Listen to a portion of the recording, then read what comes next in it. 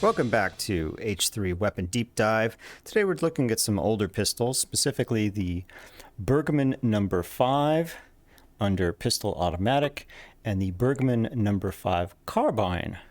These are both chambered in 7.63 by 25 Mauser, which I believe is not the original round that it took, but it was an esoteric round only for this firearm, and you know, we got stuff to do.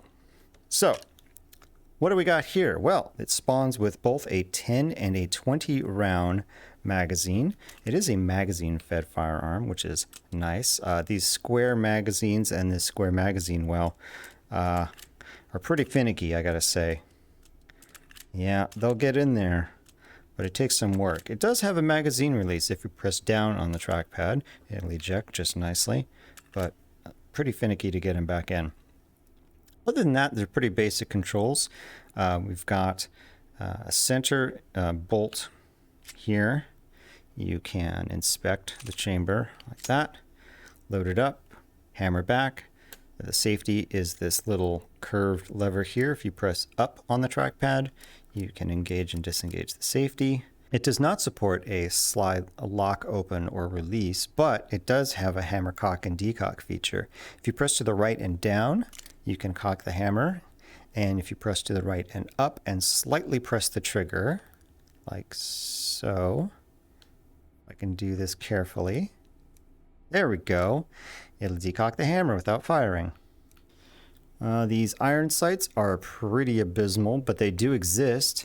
It's got a very small notch in the rear and a actually the post is not too bad in VR.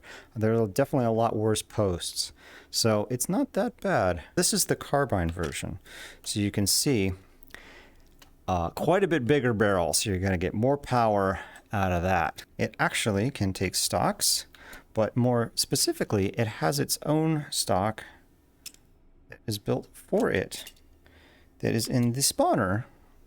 And if we get, there we go. Can the Bergmann accept a suppressor? Yes. Yes, they can. Look at that. You know, this top part looks kind of boxy. Can it fit a rail attachment? And no. No, these are old pistols. They don't have rails on them. Let's try a recoil test, firing as fast as I can.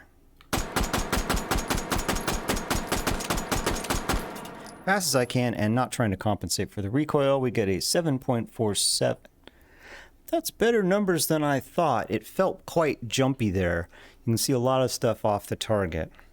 Let's compare it to the carbine, see how it does. All right.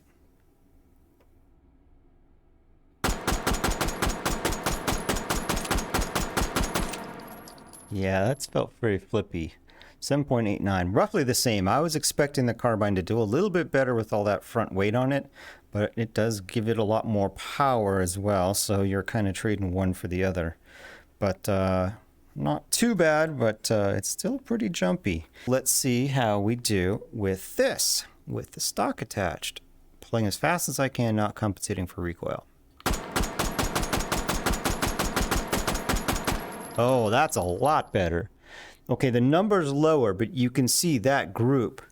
That group is substantially better. So everything is consistently up in the corner. I bet if I tried to compensate for it, let's go back to 10 meters. If I tried to compensate for it, I bet I could get good numbers. Let's try that again and see the best I can do.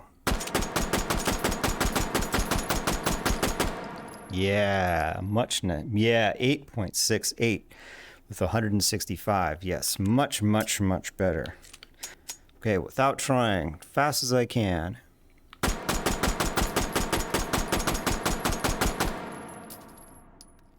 What? That's the wrong set. What? It's the same. Wow.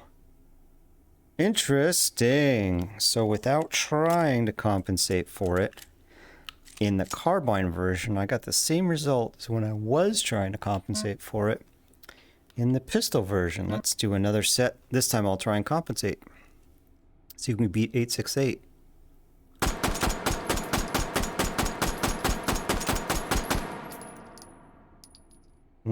about the same.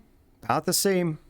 Tricky to compensate while it's pulling like this. It's not like an automatic where you have a real high rate of fire and you can just kind of coax it into the middle.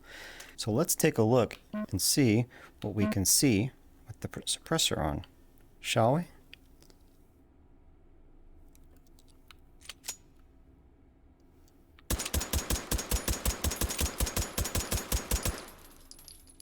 Ooh. 753. Not bad. Not bad. Not as good as I was hoping, though. Let's try this one more time. This time I'll try to compensate a little bit for it.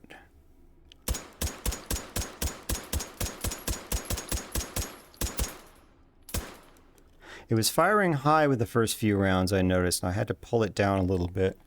But we got 9.11, so if you slow your rate of fire just a little bit, it's very controllable.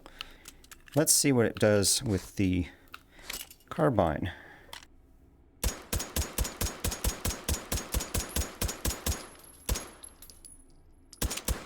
Ooh, 9.53. Fantastic. Let's really quickly, let's compare without the suppressor. 9.53.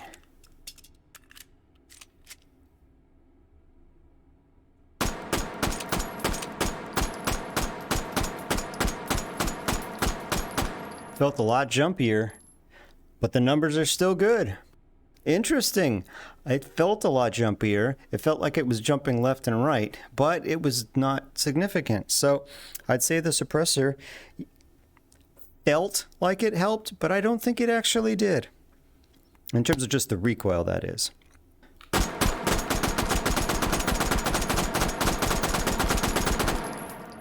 Lovely. Until next time.